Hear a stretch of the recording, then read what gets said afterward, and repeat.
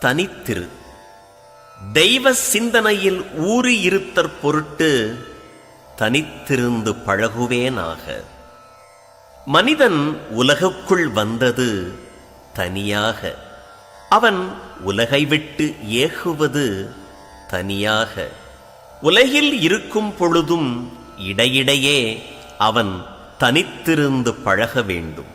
பாரமார்த்திக வாழ்வுக்கு பக்குவம் ஆகாதவன் தனித்திருக்க முடியாது.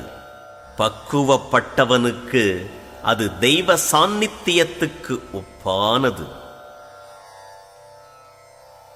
தனிமுதலை பார்த்து தனித்திருந்து வாழாமல் அநியாயமாய் பிறந்திங்கு அலைந்து நின்றேன் பூரணமே.